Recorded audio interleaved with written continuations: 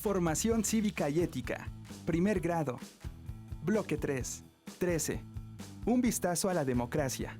Mayorías y minorías en la democracia. ¿Qué son las minorías? Con este término nos referimos a un grupo de personas pertenecientes a minorías nacionales o étnicas, religiosas y lingüísticas.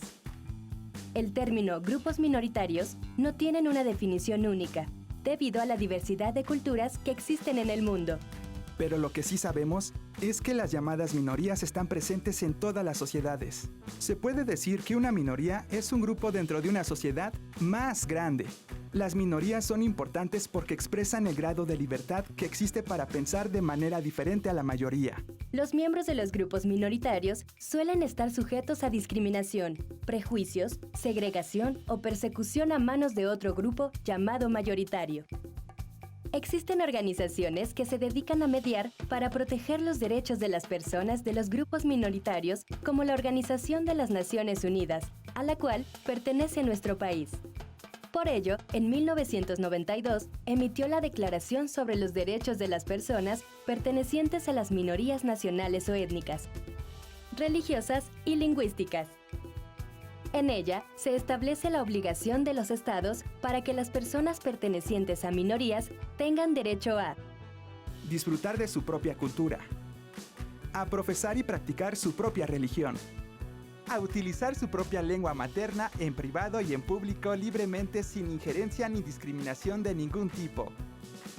Destaca también que, siempre que sea posible, las personas pertenecientes a minorías puedan tener oportunidades adecuadas de aprender su lengua materna o de recibir instrucción en su propia lengua. Señala también la obligación de los países de promover el conocimiento de la historia, las tradiciones, la lengua materna y cultura de las minorías que existen en su territorio. Todo ello para contribuir al goce pleno de todos los derechos humanos y las libertades fundamentales al que tenemos derecho tú, yo y todas las personas. También con el propósito de luchar contra el racismo, la discriminación racial, la xenofobia y la intolerancia que se vive en todo el mundo de manera particular contra personas de las minorías, la Organización de las Naciones Unidas convocó a todos los países integrantes a la conferencia contra estas prácticas, que se llevó a cabo en la ciudad de Durban, Sudáfrica en 2001.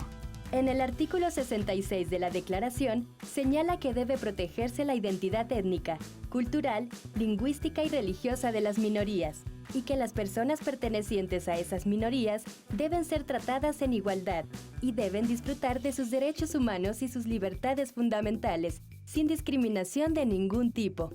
Señala también la necesidad de cuidar a las minorías, incluyendo a las personas desplazadas en su propio país o fuera de él, como los refugiados o migrantes, para que tengan apoyo humanitario en alimentación, vivienda y servicio médico, entre otros. Luchar contra el racismo, la discriminación racial, la xenofobia y la intolerancia hacia las personas que pertenecen a las minorías enriquece a nuestras sociedades y nos hacen mejores seres humanos. Por lo que hemos visto, la no discriminación y la igualdad ante la ley son dos de los principios básicos de las normas internacionales relativas a los derechos humanos. De acuerdo con esas normas, el mejor medio de prevenir la discriminación y la desigualdad es que los países asuman el compromiso de garantizar la participación efectiva de sus habitantes, mediante la creación de instituciones que permitan a los miembros de las minorías tomar decisiones, ejercer sus facultades legislativas, administrativas y desarrollar su cultura. Es decir, que los grupos de personas de las minorías participen efectivamente en proyectos económicos y de desarrollo, además de evaluar los efectos de estos proyectos. No olvidemos que las niñas, niños y adolescentes son parte esencial de la sociedad, y por supuesto también de las minorías. Por ello, se encuentran protegidos por la Convención sobre los Derechos del Niño. En el artículo 30, señala que en los estados en los que existan minorías étnicas, religiosas o lingüísticas, o personas de origen indígena, no se negará a las niñas y a los niños el derecho que les corresponde, en común con los demás miembros de su grupo, a tener su propia vida cultural, a profesar y practicar su propia religión, a utilizar su propia lengua materna. Como sociedad, es fundamental aceptar y aprender de las minorías. ¿Y tú? ¿De qué manera fomentarías en tu escuela y en tu comunidad el ejercicio de los derechos de las minorías?